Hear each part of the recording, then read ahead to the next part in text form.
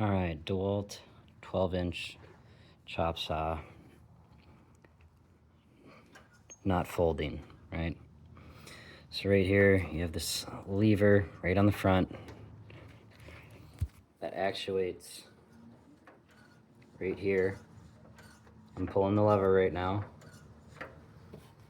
Yours might have this on there. I just took it off to adjust. Essentially what I did to fix this problem is right here, I backed this out this way, put more tension on this spring, so when you pull the lever, it actuates easier. Because these two little pins, this one and this one, need to come out so that this whole thing can slide that way. So hopefully that fixes your problem.